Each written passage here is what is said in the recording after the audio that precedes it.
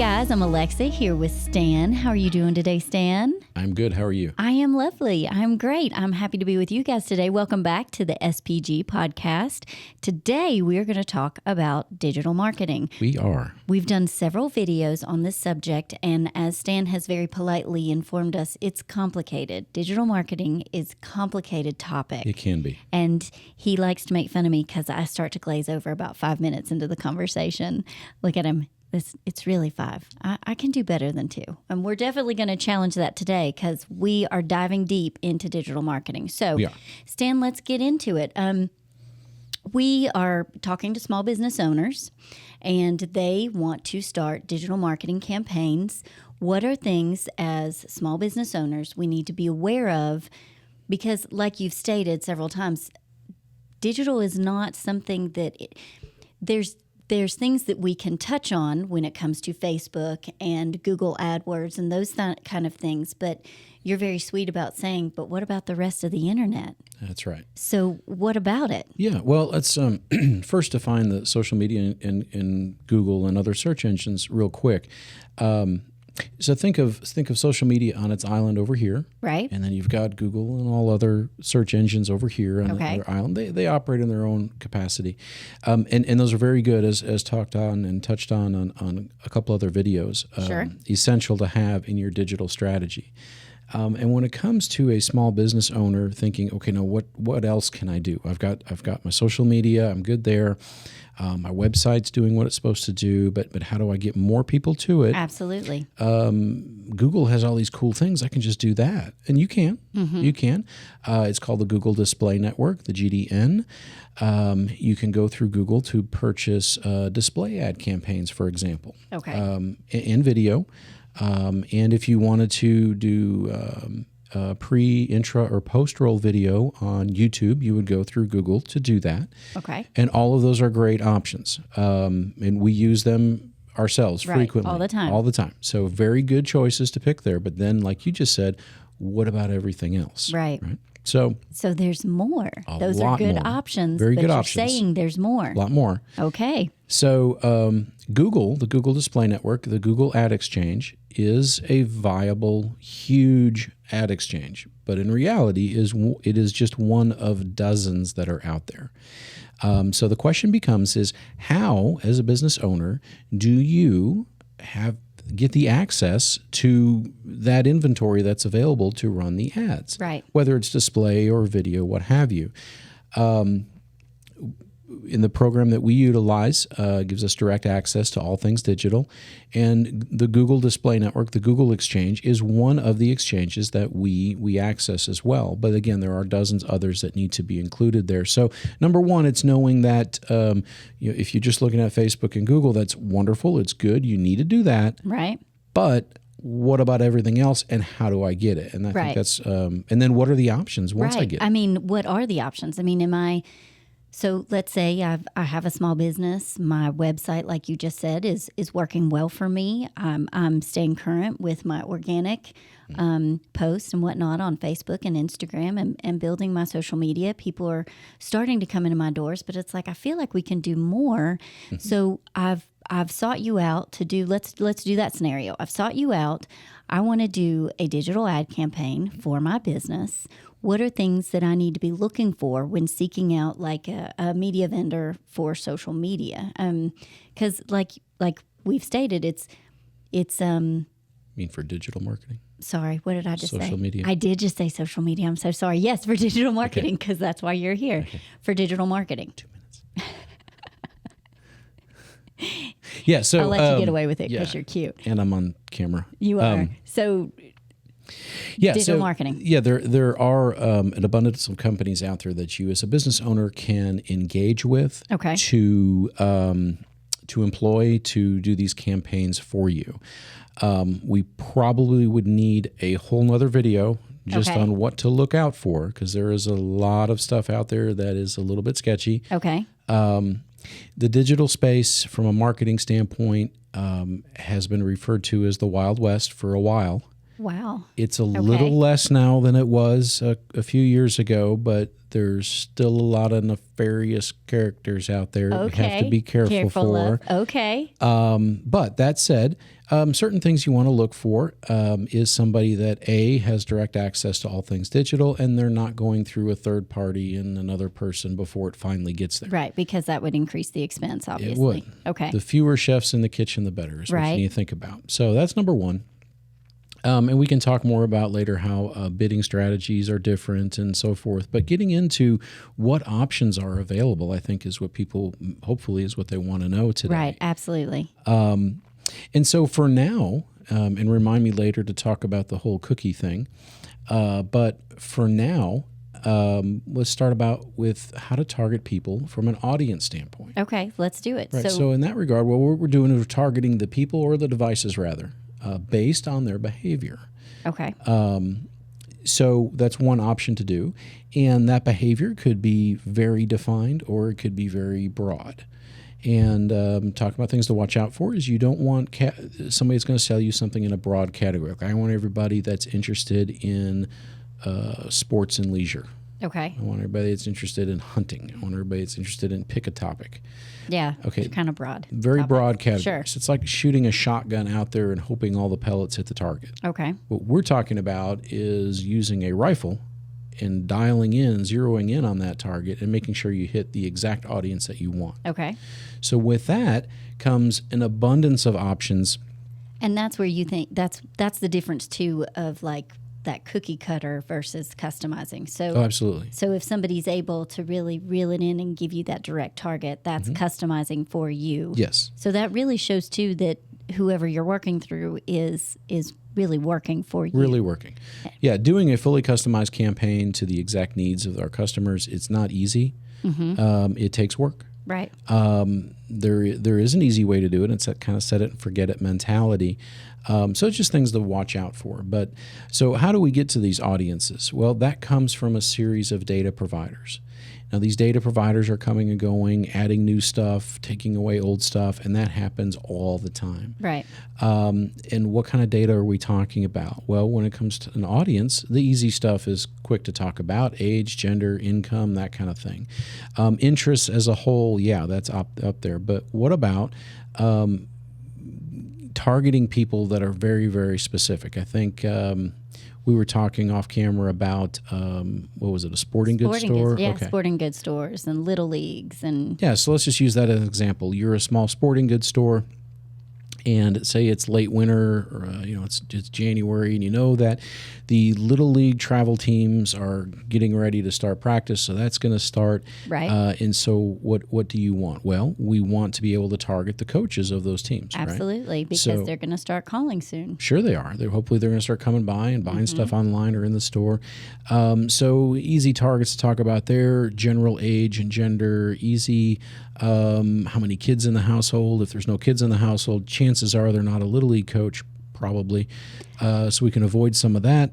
But then also, what is it that these people have been searching for online that would indicate to us that they may be interested in your product? Right.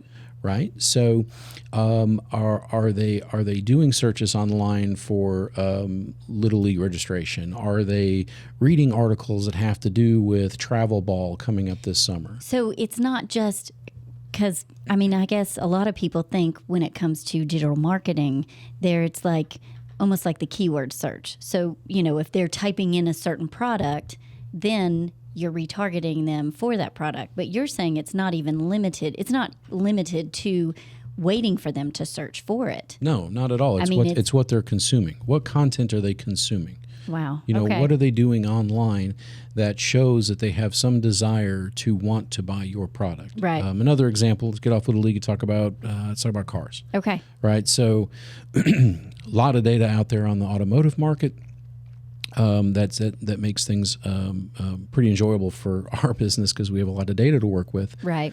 But being able to track people based on their online behavior, in other words, somebody that is searching, they're actively searching for a new vehicle or used vehicle. They're searching for new auto insurance, auto loans with banks, stuff like that. They're showing some behavior online that they are in the middle of that car buying process. Okay, that's who we want to get then. Right. We want those ads to go to those people. And to that, we can apply certain age, gender, income, credit scores, variables, not scenarios, but variables to it based on what that particular car dealership wants to achieve. Maybe they only want people with a 700 plus credit score, or they want people lower than that. I mean, Right. it depends on the dealership, Right. And it can be whatever works for you. Who are you after? And that's an example of being able to target the audience based upon the audience's online behavior. Yes, we're applying that data set for people looking for those products, insurance, loans, other vehicles, so forth.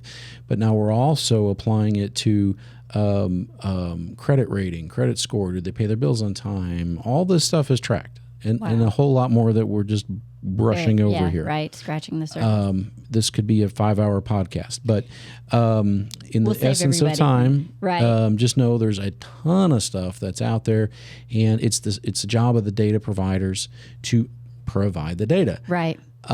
It's the job of the person that you engage or employ to handle your digital marketing Right. properly, Your rep. to make sure that the data providers they're selecting are producing the right and correct results for you. So what should you receive? So again, let's use me as an example. So I've got a small business. You're my digital media provider. You're my rep that's coming in to talk to me. What would you bring me to even see that, what are things that I should be looking for to see that my money really is working for me, or is it worth it? Oh, yeah. I mean, at a minimum, on a monthly basis, you should be receiving analytics reports of your campaign, how it's performing. Let's say you have Google Analytics installed on your site, for example, and your agency or you as a business owner, maybe you've done it. You've set up goal tracking and goal conversions. What that tells you in a nutshell is X people clicked on this ad, they went to this landing page, they completed this action that resulted in this sale. Okay. You've got a flow of user flow there exactly the way you want it. Now, you then optimize to that performance. And so it may be that if something may not be clicking in any one of those stages, maybe the audience data is not the exact audience that maybe it's the wrong data sets. Right. And so part of the job of whoever you're employing to do this work for you would be to make sure that we're optimizing to the best performance of the data itself. So a data segment report is what we pull, and that tells us based on a certain period of time which one of these data providers has produced the results that we're looking for. And when it comes to that results in that stage of the analytics, what we're looking for is impressions delivered and clicks. Let's just start with the easy stuff there, and then we complicate it as time goes on. But if we see that a particular data provider is not providing the results that we want, then it's our job to go in and remove those and add new ones. I'm having a heck of a time. You are. Do you need a sip of water? I may. So you need to remove those. Remove the ones who are not kinda switch performing it around. and then add new ones on to give those a try. And that takes work. It takes time. It takes a little effort. And some companies don't really do that. Many do, but some don't. So be careful about that. But audience parameters are one great way to dive really deep into really zeroing in on that exact customer that you want for the future benefit of your business. Audience parameters. So when I'm like you were just saying, you should be constantly sorry, let me start over with my question. When you are doing these digital campaigns, will you see immediate results in this? Is this something that takes time, that you got to work the kinks out in? I mean, is this something that you would come back to the small business owner and say, listen, this audience is maybe we're hitting the wrong people, or the creative isn't working for you? All that's part of the optimization process, not just to the data providers and to the dollar that's spent, but also to the creative to make sure that we've got it dialed on all cylinders. I mean, I can't speak for other companies, as I may have said before, but for us, we customize every client's campaign, and no two are the same. Right. And that takes a little effort. It takes a little bit of work to dial that in over time. Sometimes we hit that right out of the gate. Sometimes it takes a couple months. the more data that we have to Right. work with, i.e. the more impressions delivered, the more clicks, the more conversions that we can track, the more of that data that is available, which is only available over time, Right. the more refined we can make the campaigns. And if we're doing our jobs correctly, as time goes on, they just get better and better and better now. But it does take work. So would you advise somebody to give it like a 3 months, like a quarter? Totally dependent upon a couple of factors. A, what budget you have. Right. Because, a higher spending budget, if placed properly, is going to generate results obviously faster than a lower budget. You just have more data that's coming in. Right? Okay. It's easier to work it. You can work it faster. You can optimize quicker. The quicker that can be done, the faster you're going to see results.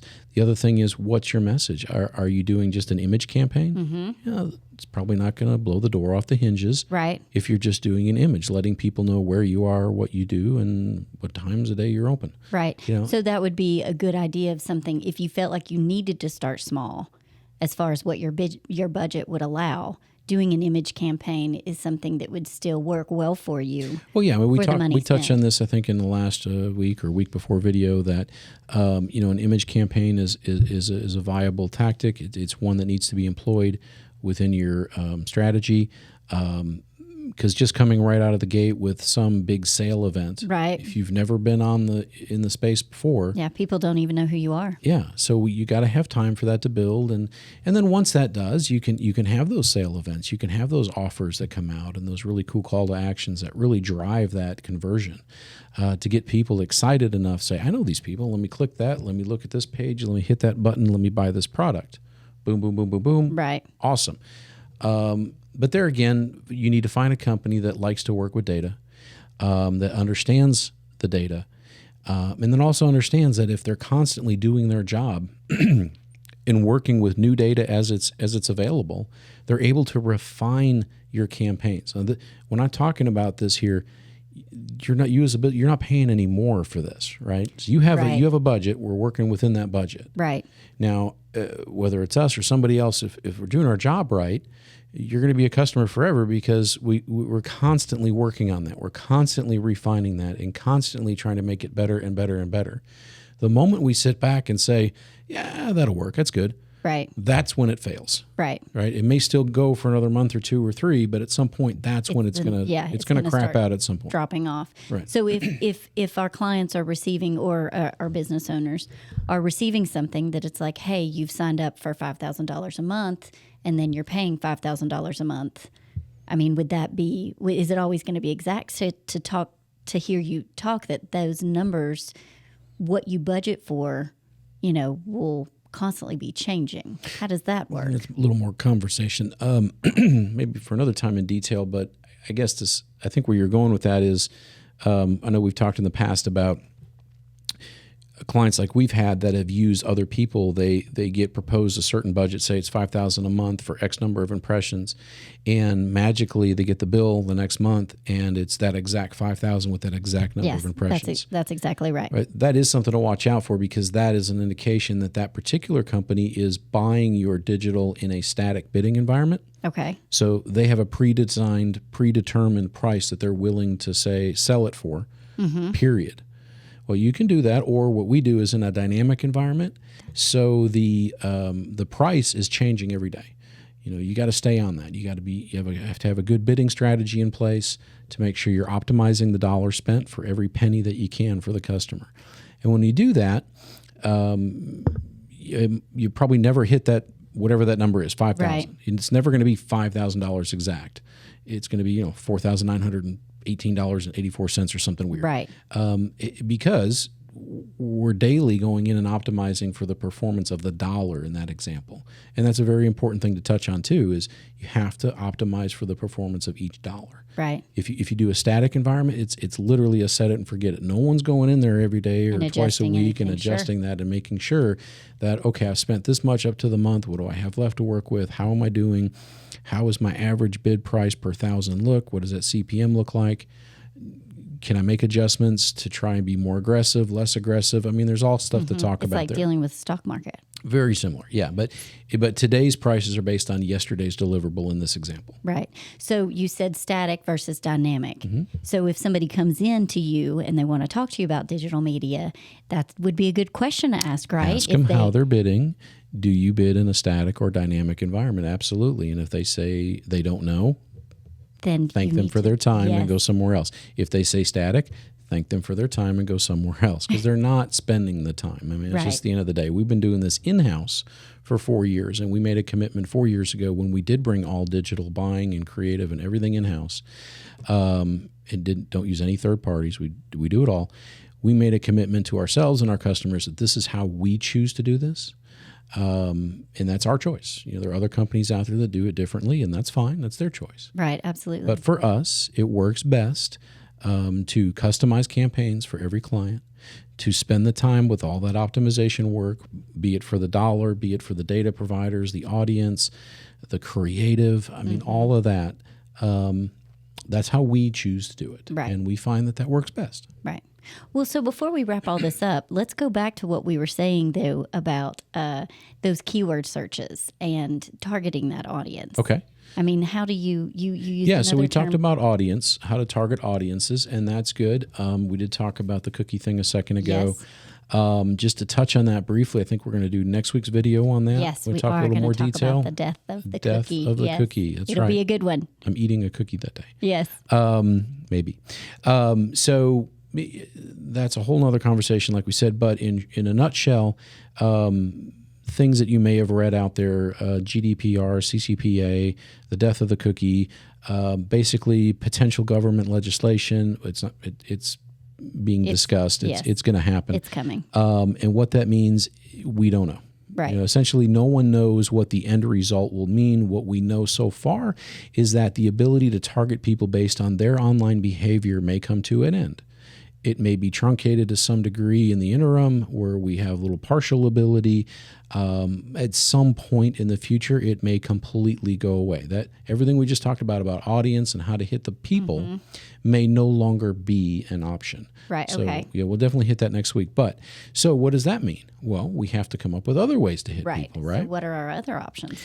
The other option that's been around for quite a while is a contextual tactic. So audience deals with the individual and their device of what they are doing. I keep saying the device because it's the phone that's on these apps or these sites or whatever. It's it's not really seen as the person; it's the device that we're tracking. Contextual doesn't. It goes to the content of what that person is consuming, right? For example, you back to car dealer. And I say car dealer right now, it's a huge industry stuff with the whole chip manufacturing fiasco and what all that's causing. Well, let's say that next week we got this amazing news that all of that is it's coming to an end. Right? Cars are going to be available like they were a year ago, and everybody's happy again. So it's a very positive article. Let's say it's on USA Today. Well, we got an awesome article in USA Today talking about that, and that people are interested in knowing what's going on. They're consuming that content. Well, that's where we want that car dealer's ad to appear. Absolutely. Right? With that positive message. Super positive message about his or her industry, given that information that we know people are consuming. So contextual as a whole is more about the content that is being consumed, not where the device or the person has been. Okay. And the device or where the person has been, that's the one that's the problem coming up in the future. To a degree, it's already hit us when Apple released the iOS 14.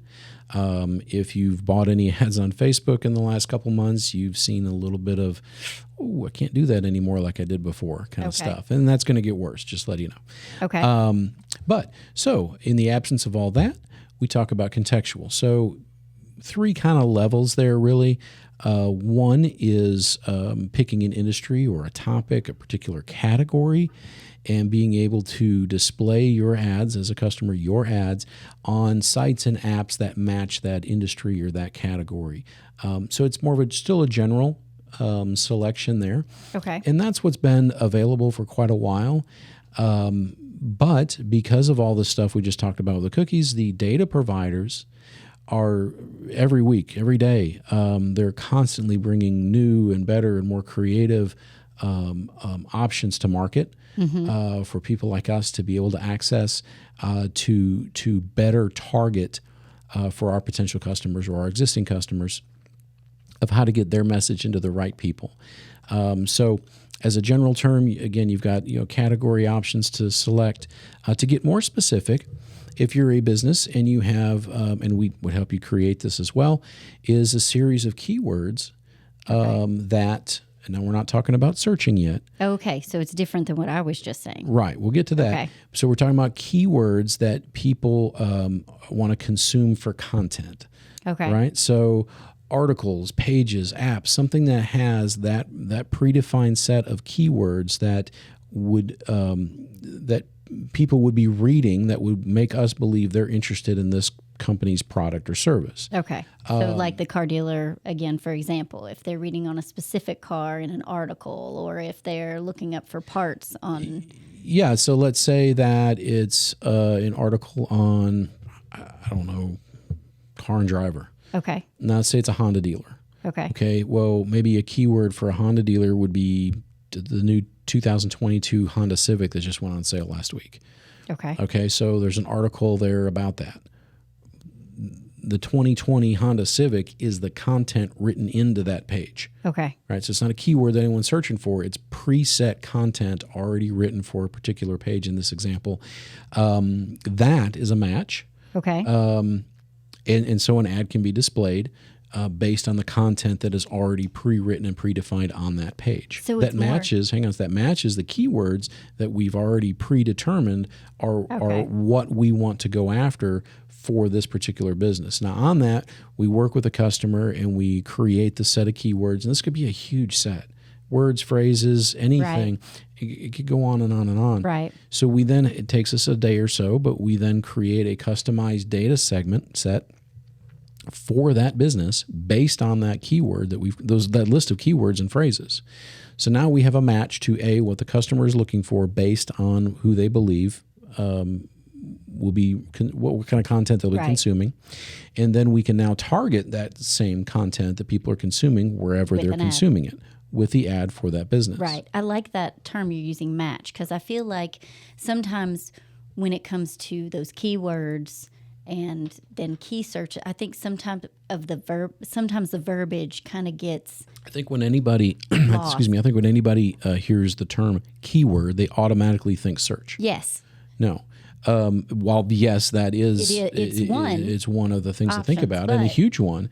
But if we think of a keyword as a trigger, right? It's a predefined set of information that I want to target, right? So pick a different terminology instead of keyword. It's a predetermined set of information that I want to focus my efforts on. Okay. It happens that information pertains to my business. Therefore, I want the people consuming that content.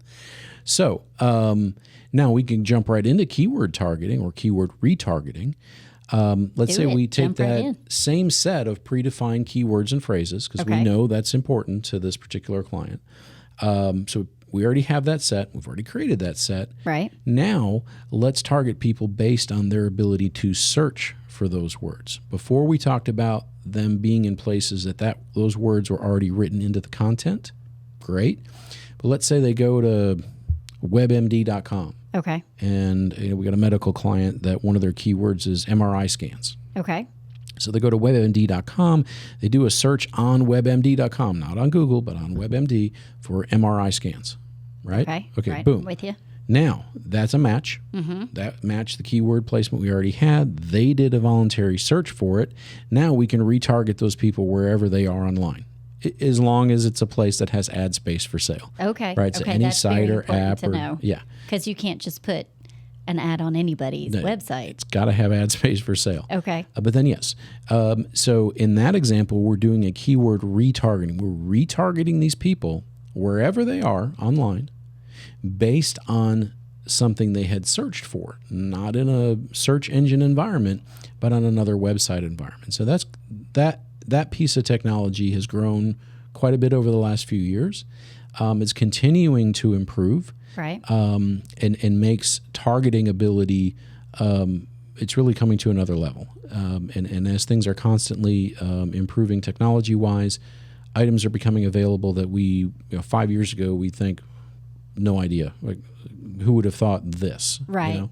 Right. And that's the other important part for business owners, to know that whoever you're employing to do this is constantly staying on top of the technology. Right, because it's constantly evolving. Yes. I mean, just like you were saying, even with the numbers and the things that are running just in the digital space, that's still just one space. Oh, yeah. And it's just, I feel like it's constantly I don't evolving. do as much as I feel like I should, and I'm on at least 2, if not 3, conference calls and webinars a week on these topics. Right. I feel like every time we talk about it, you're bringing in something else that has changed. Yeah.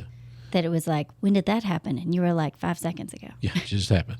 Well, like Right? in the staff meeting this morning, right? Sure. I said, yeah, did you guys get the email about blah, blah, blah, blah, blah? That's Wednesday at 3 o'clock. Get on it. Right. So because something else is something else is getting ready to change. So these are really, I feel like these are really important things to let people know, because it is so complex. It's so complicated. And I know he teases me because, I start to glaze over after a while, but I made it longer than 2 minutes. You did.